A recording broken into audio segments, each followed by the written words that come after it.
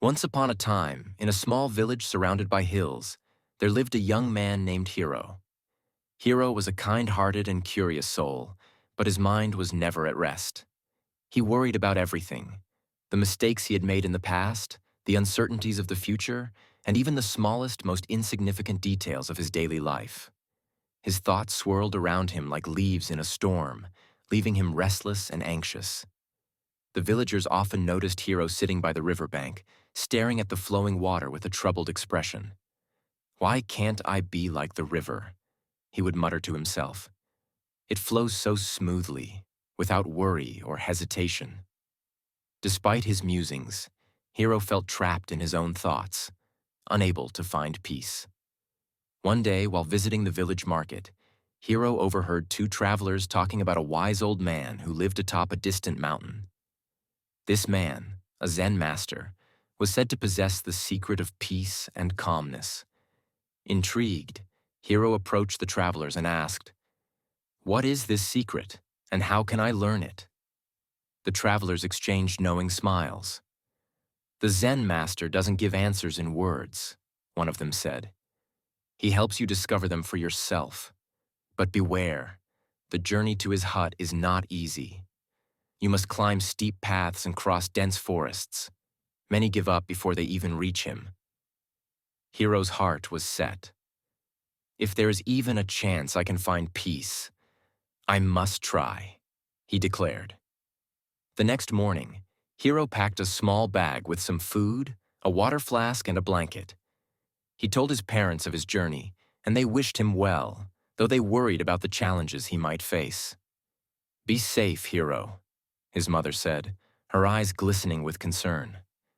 "Remember, the greatest wisdom often comes from within." Hiro's journey began with enthusiasm, but it soon became grueling. The sun blazed overhead as he climbed the steep mountain paths, and his legs ached with every step. At times, he doubted himself. "Why am I doing this?" he wondered. "What if the Zen master has nothing to teach me?" At one point, Hiro came across a roaring river blocking his path. He sat by its edge, staring at the rushing water. A bird perched nearby, dipping its beak into the current without hesitation. Watching the bird, Hiro realized something. The river was not an obstacle, but a part of the journey. With this new perspective, he found a narrow path of stones and carefully crossed to the other side. After several days of travel, Hiro finally reached the Zen master's hut, a simple structure surrounded by lush greenery. The master was sitting on a wooden stool, sipping tea, his demeanor calm and welcoming. He appeared neither old nor young, his face serene as though untouched by time. Hiro approached, bowing deeply. "Master," he began, "I have come to learn the secret of peace and calmness. My mind is a storm, and I do not know how to quiet it." The Zen master looked at Hiro for a long moment and smiled. Without saying a word, he handed Hiro a cup and motioned for him to sit. Hiro obeyed, curious and confused. The master began pouring tea into the cup, but he did not stop when the cup was full. The tea overflowed, spilling onto the table and the ground. "Master," Hiro exclaimed, "the cup is full. It can hold no more." The Zen master nodded. "Exactly. Like this cup, your mind is too full, full of worries, thoughts, and fears. To find peace, you must first empty it." Hiro sat in silence, pondering the master's words. For the next few days, the master gave him simple tasks: sweeping the floor, fetching water, and sitting quietly in the garden.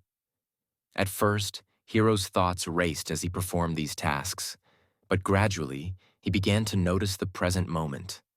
The sound of the broom brushing the floor, the coolness of the water in his hands, the chirping of birds in the garden, all of these became vivid and calming. Weeks passed, and Hiro felt a change within himself. The storm in his mind was no longer as overwhelming. He learned to let go of the past and the future, focusing instead on the present. When he finally bid farewell to the Zen master and returned to his village, he was a different man. Now, when Hiro sat by the river, he no longer envied its flow. Instead, he admired it as a reflection of his own journey, ever moving, ever changing, but always in harmony with its surroundings. From that day on, Hiro lived with a calm heart and a clear mind, sharing his newfound peace with the villagers who once marveled at the storm within him.